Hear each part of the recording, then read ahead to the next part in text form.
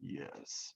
And pull up the participants list and see who's all here today. Look at the chat. Nobody's typed anything in the chat yet, but I've got that up on my screen too.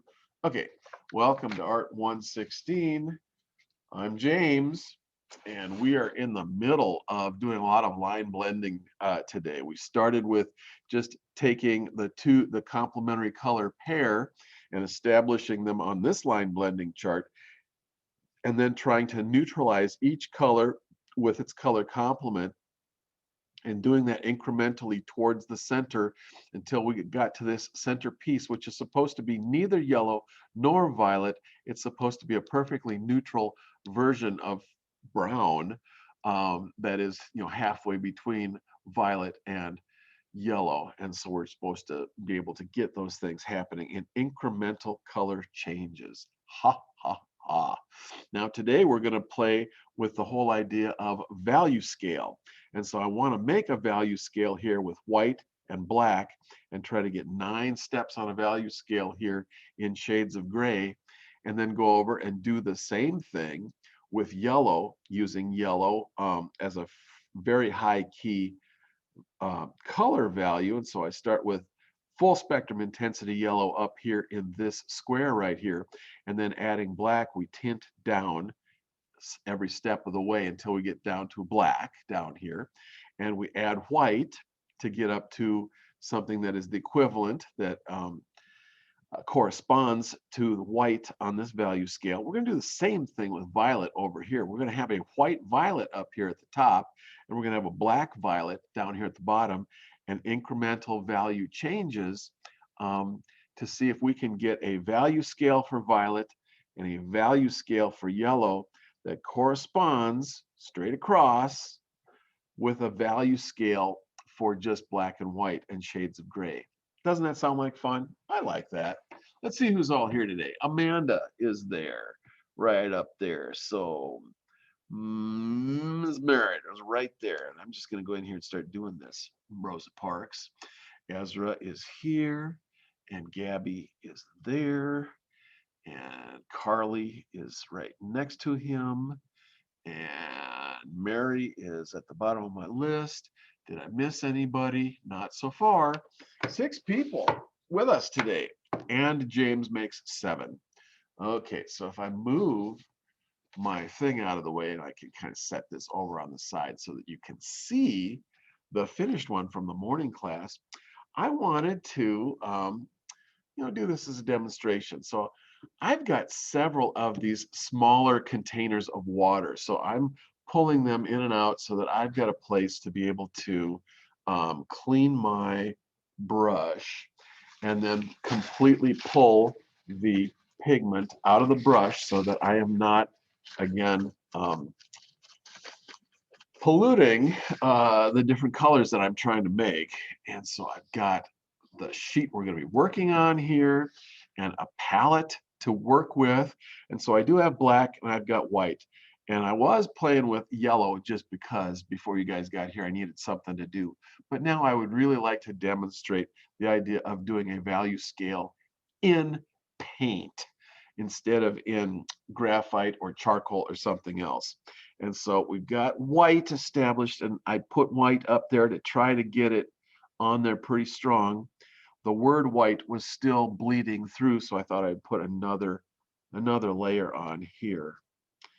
And then we've got black to put down in the bottom one down there. I guess I've got to actually clean the white out of my paintbrush so that I can grab some black and put it down on the bottom end of this thing. So we've got our white and our black established in the 2 spots on the value scale where they go. And then usually I like to mix white and black together to make a medium gray and throw something in the middle that is supposed to be a medium gray. And so I'm going to pull a whole bunch of white out of my white puddle and mix it in with the black that was in my paintbrush to try to get something that to my eyes looks about like a medium gray. That's way too dark. Okay, what else can I do here? All right, something like this, so that when I get it mixing wet in wet and get it established and on my spot, that hopefully that is a medium gray. So if I've got a white and a black and a medium gray fairly established, then I just have to figure out the 3 steps up from medium gray to, in the high key range, a medium high key and a high key and a very high key, you know, higher and higher key gray steps going up and lower or deeper and deeper key steps going down from medium gray. And since I've got um, gray on my paintbrush and I need a little bit more white on my palette, I'm going to throw a little bit more white on there, and then I'm going to be pulling out of the side of this white to try to come up with just a little bit higher and higher key values of gray to satisfy my artistic needs. So I did a little bit of that, and now I'm going to take this brush and just pull a little bit more white into my puddle, getting a little bit more white mixed into the bristles of my brush, and going up to the next one and throwing a little bit more higher key gray value into that spot. And hopefully they don't look exactly the same. They kind of do. That's too bad. And I'm going to grab a little bit more white paint, mixing that into my brush and into the puddle on the side, and come up to the very high key spot and try to get a gray established in there. Now, I still think that I have a pretty big step happening between white and this gray here. I'm going to leave that for a while, but I'm going to come back and whiten that up a little bit. I want this to not be such a big step because these are supposed to be incremental steps to medium gray. In the meantime, I'm going to work on this on the lower key values down on the other end of the gray scale there. And so looking at my medium gray and pulling a little bit of black into my puddle over here way off camera. I'm going to throw that in there and see how I'm doing. It seems to be just a little bit darker than my medium gray spot, which actually I kind of like the looks of, so I'm going to go with it. And I'm going to pull a little bit more black into that puddle and mix it around a little bit and see if I've got another darker, incremental, darker step on the scale. Maybe I need a little bit more black in there to get me a little bit deeper gray right there. This really wants to be a pretty deep gray at that point, so that my penultimate one, my next to the last one, is going to be a really dark, deep value gray that's going to sit next to black. And we can see that it will be an incremental step that's almost black, but not quite. And so we're going to throw that into that square and see if that works. Now, this one down here, this penultimate one, looks a little bit dark to me. And as it dries, it's probably going to even dry even a little bit darker. So I may have to come back up and lighten that one up a little bit. We have to come back and kind of fix everything. So I'm going to rinse out my brush and pull out the pigment and then come back and see what I can do. I'm going to grab a little bit of white and come up here and just throw white on top of this gray spot right here and see if I can make it just a little bit higher key and maybe mix it in wet so that I get a very high key gray in that spot. That helped that quite a bit. Now these two still seem to be kind of similar, so I may do the same kind of thing here and see if I can get something similar to happen in this third spot here. Now they look a lot alike. So what am I going to do here? I'm going to just, you just have to keep working with it to see what you can get. I'm looking for something that's a little deeper than what I got, a little bit darker, a little bit deeper. If I could find it, I'm going to get it.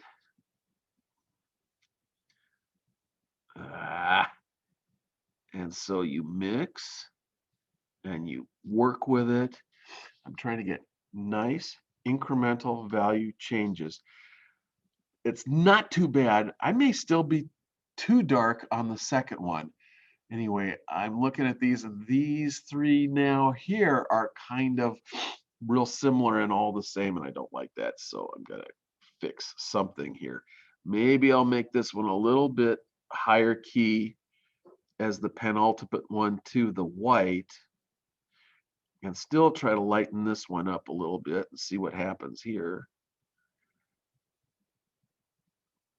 So you see how you kind of have to work with this stuff to carefully modulate your values so that you get a 9-step value scale that actually gives you nice, clean, incremental value changes through the high key values, and then doing the same thing through the low key values. I'm liking my low key values just a little bit better. It seems like these two might be a little bit far apart. This seems like a really big step from the medium value to this one. So I might have to lighten it up a little bit. I don't know. We're going to see. Let's see what happens when I hit that with that. That's pretty high key. So I'm going to, this is kind of like a painterly exercise in learning by doing how to make these value changes. And it drives me crazy sometimes. Does this stuff ever drive you crazy? Because it drives me nuts. Okay, let's try. I'm going to go back into this one and see if I can make this one higher key. This one needs to be higher key so that I get nice incremental value changes. And you know what? The second one still needs to be even a higher key. So I'm going to try this one even higher. A little bit more white, dry brushed over the top to see if I can't get really nice incremental value changes to medium gray. Medium gray doesn't seem dark enough now, so I'm going to try to darken it up just a little bit. Wish me luck with that. Try not to screw it up. All right, something like this. Now these two here look fairly similar. Not terrible, but I might just put a little bit of something over the top of that and then try to influence it. You know, it's always about, can you just get it to change just a little bit? And maybe just a little bit more. I don't know if I'm going to be able to do anything good or not. You can see that every time I attack it, I can either get it to go too far or not far enough, depending on the amount of pigment that is in the brush and how it is mixing together. But I am trying to get nice incremental value changes. I'm going to have to wait for this one to dry to see if there's enough difference between medium gray, which is our middle one, and then the next one down. So I'm going to rinse out my brush. I'm going to come back to you guys with my face so that you can see me. And so this is the fight that we do, you know, trying to create these nice incremental changes in value that correspond to incremental changes, I guess, in color value on the two outside scales here. And that's why we're taking a week to do this, because this is 3 for the price of 1.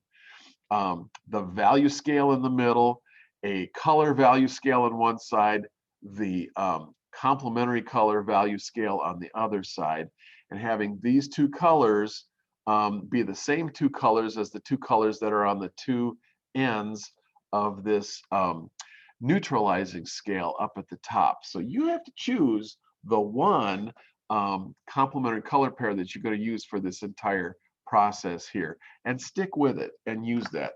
If you guys do, you know what makes me crazy is when my students, you know, put yellow and violet up here and then they do something like orange and blue down here. It just drives me nuts. It also drives me nuts when they put the cool color here and the warm color here, and then they put the cool color on this side and the warm color over on this side. I would really like it if, you know, the colors corresponded to each other. So you've got the cool colors over on this side. Green, blue, or violet are all going to wind up somewhere on this side. And orange, red, or yellow are all going to wind up starting somewhere on this side, so that the warm colors are on the one side and the cool colors are on the other side. There's a system, there's a rhyme and a reason for this. It's what I'm interested in. Okay. Um, I had a question. oh, God bless you, because I was talking so much. I'm gonna try to like turn up my volume. Okay, you go. What's your question? Well, my video over on my end is a little bit grainy, and I was wondering on the colors on the left and the right side at the top, is that just plain white or is that the color and the white mixed together at the very top? Because it looks just Well, plain white on my end, but I can't really see very well. okay, on the very top, this is white mixed with yellow right here. So this is a tint of yellow.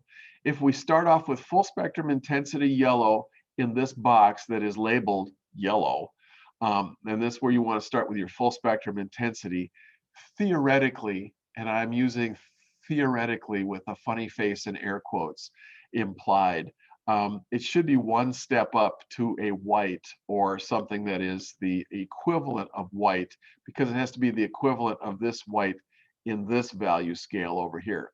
So this does have just a tiny little cast shade of yellow in it, so that it's a tint of white, and everything else is a shade of white. Mixing black into a color is a shade, and so we've got shades of, I'm sorry, shades of yellow. Shades of yellow going down, down, down to a black yellow, a yellow that is influenced by, I mean, a black that's influenced by a little bit of yellow in it. But this is actually white that has some yellow mixed into it. And so this is supposed to be the expression of the value range of yellow. And then it's Okay. supposed to correspond to the gray. Okay, that makes sense. Thank you. All right. So since you're here and tuned in and you're paying for this, I'm going to try doing it with the violets too. Um, I've got lots and lots of muddy water. So again, I'm going to change to a clean, clear, brand new thing of water for washing my brush out so that I don't get um, other colors in muddying up things in my violet here. So I've got violet started, and I guess I'm going to go ahead and change my camera so that you can see what I'm doing here. So I put one coat of violet in there, and I'm going to try to put a second just coat of pure violet over the violet, and it's in the square that is marked for violet, which theoretically is supposed to be one step above black. It's a very low key color. And so full spectrum intensity violet, pure violet, at spectrum intensity is supposed to go here. And then we're supposed to be tinting with white all the way up to the top of the value scale. And so I've got a little violet in my brush. So I'm going to mix some. I'm going to try to get on camera here so you can see it. Mix some white and violet together and see what I get. That seems like it's even a little bit higher key than medium gray to my eyes. So I'm going to be playing with that. And this one even seems like a higher tint of gray. So I'm going to throw that into that square just to see what it's like. And I'm always kind of looking across then to see, does this correlate to this step on the value scale? Does it correlate to this step on the complementary color value scale? And so we keep going here. I'm going to pull a little bit more color into this puddle and go in here and see if I can get a slightly darker, but still it's a tint of the violet. And I'm going to pull a little bit more violet into my tint puddle and come down here and see if I can get yet a darker one. I'm not getting a whole lot of change here, so I'm going to try it again. See if I can get this to deepen just a little bit. Still as a tint of violet, trying to get these incremental value changes in the color. This is not easy.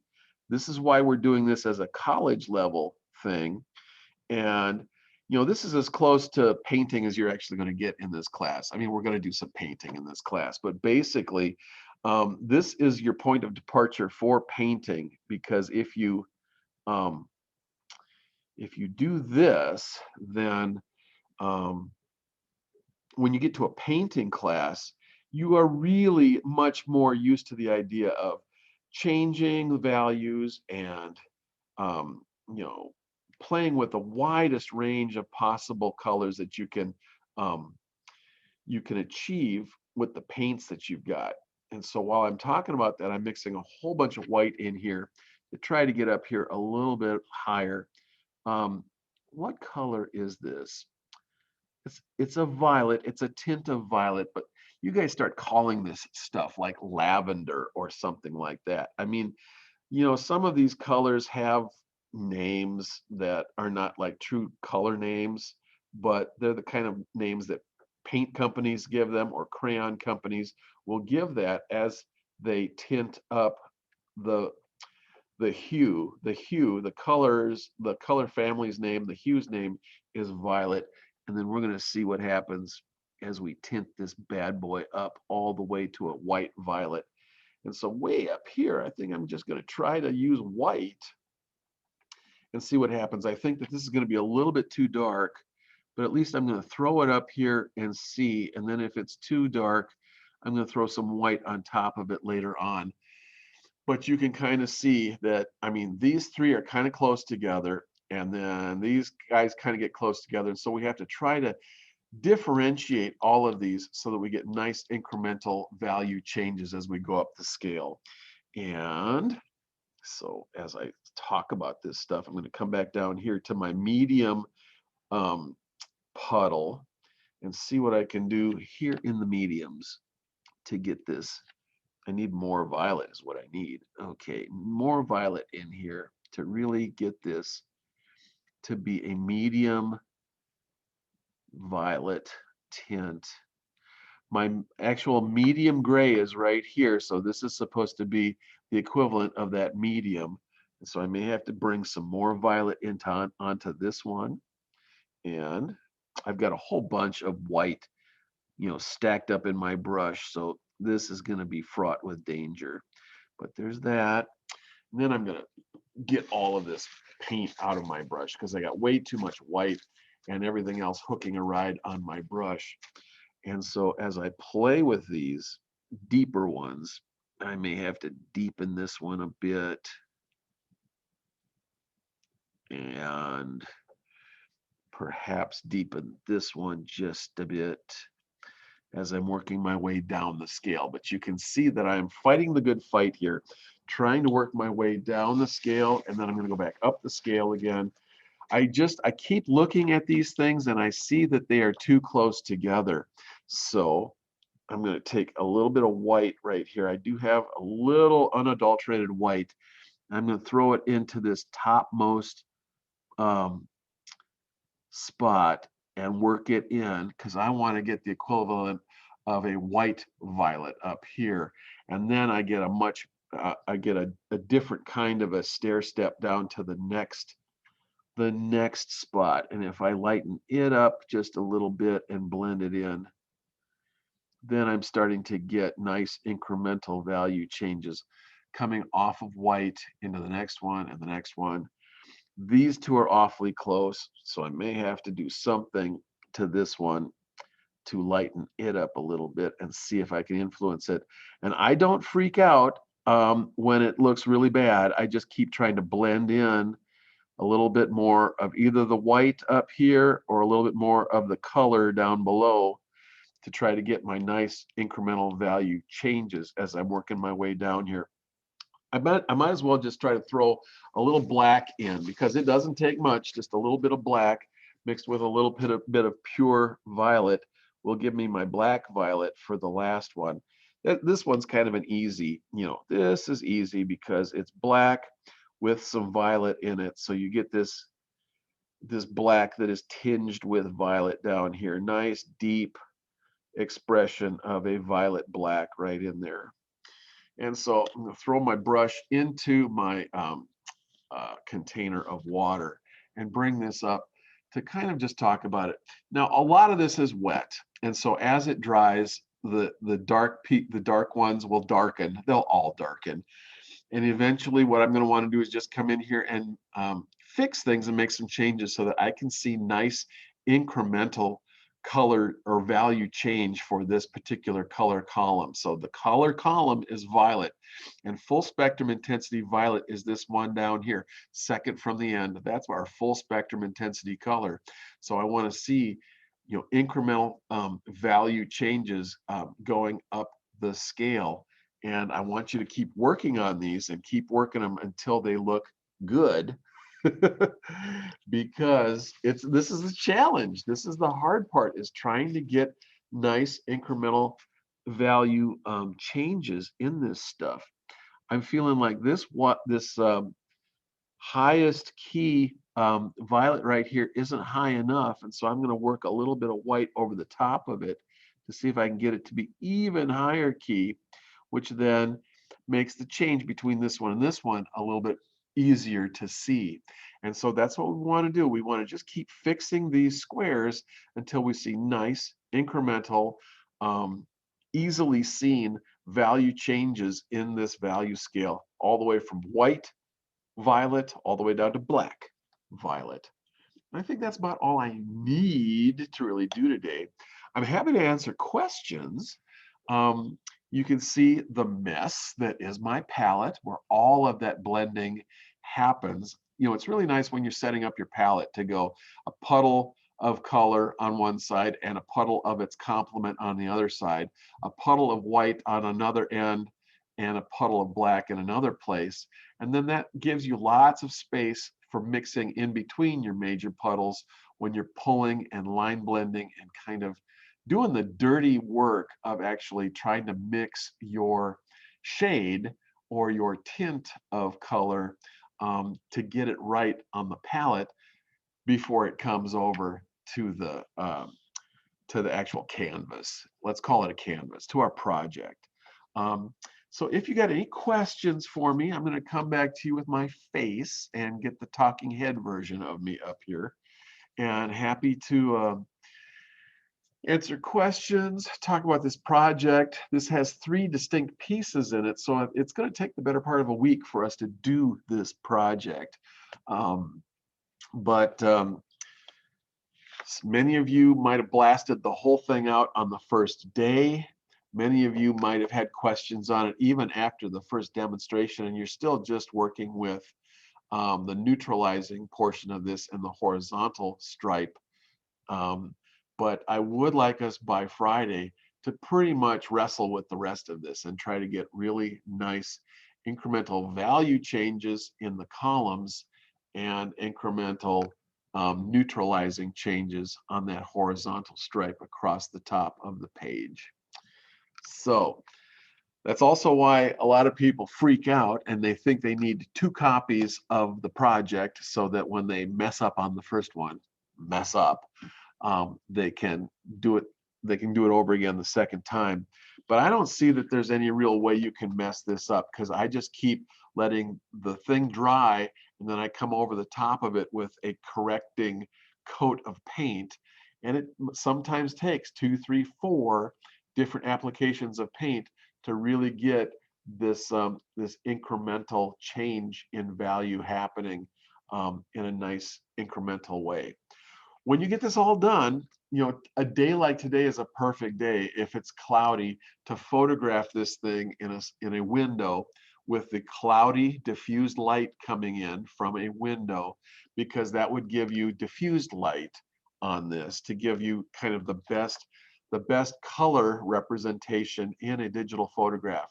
Photograph it with your camera on your phone, email it to yourself, and then upload it to me for this project. I have now created this project in coursework, so now there's a place to actually do this.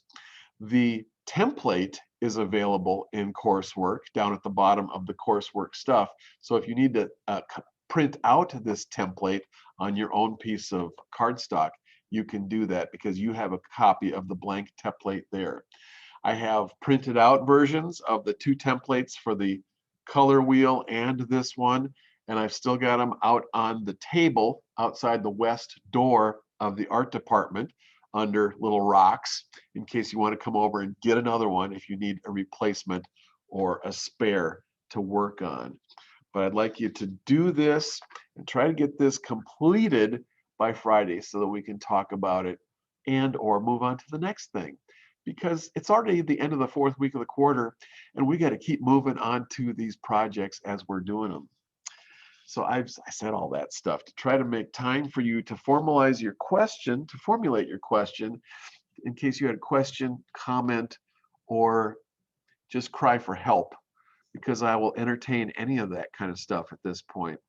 If you have a question, you can go ahead and unmute your mic and ask it, or a comment, or tell me how much I need a haircut, because I really need a haircut.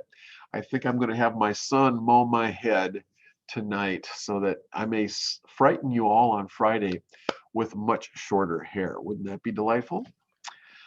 Oh, Mary, what's up? Hi, I was trying to see if I could get my camera and microphone to work at the same time. It wasn't for my night class, but um, it wasn't really about, I guess it's about blending colors, but I had a question about paints because you're using acrylics there, right? Yes. And I don't know much about the different types of paints and all that. This is kind of new to me. So oil paints, acrylic paints, watercolor, are any of them like easier to blend the different colors or get like a more subtle change? Or is it kind of just depends on how you mix it? Well, I'll tell you, watercolors are harder to work with. They get muddy really fast. They're the least blendable of, as far as pigments go. Oil paint and acrylic paint blend about the same. Acrylic paint dries really fast. Oil paint, it takes a week or 2 weeks for the oil paint to dry. Oil paint's expensive, and it's kind of an old-fashioned way of painting by now. So most people don't buy oil paints if they don't already have them.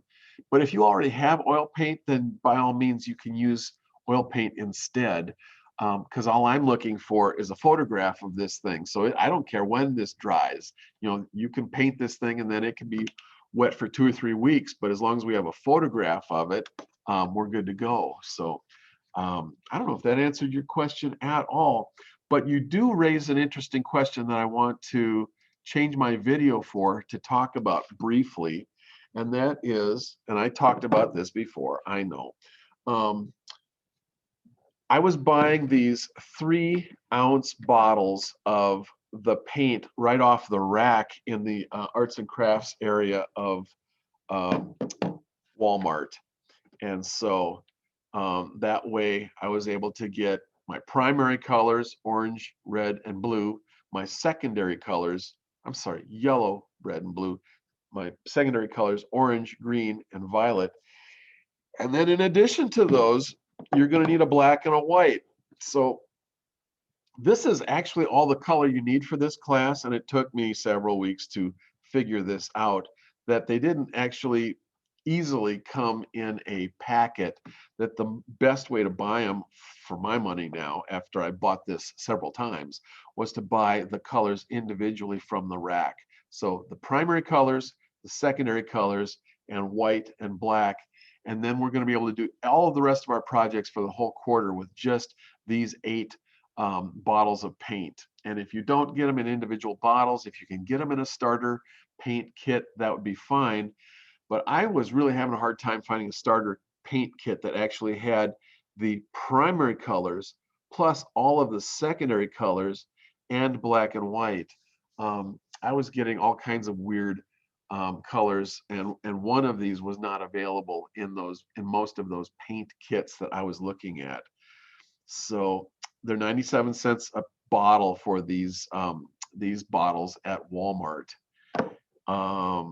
So I don't know if that helps or not, but this is acrylic paint.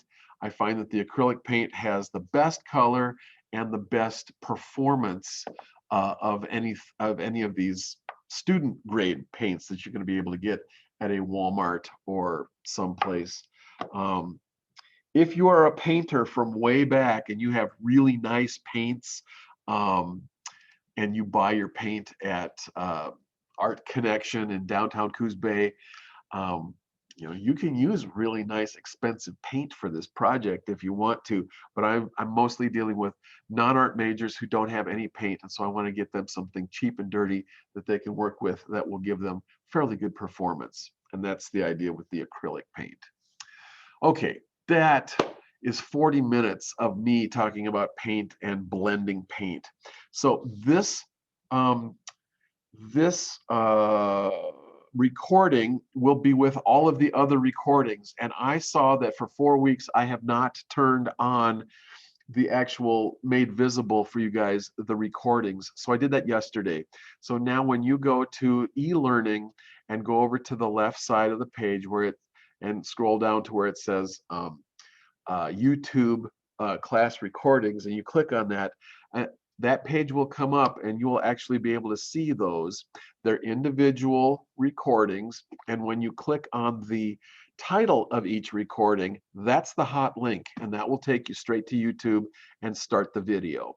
So all of these videos are hosted at YouTube, and the links to them are in our YouTube recordings tab in e-learning, and it is now actually visible for you guys to see.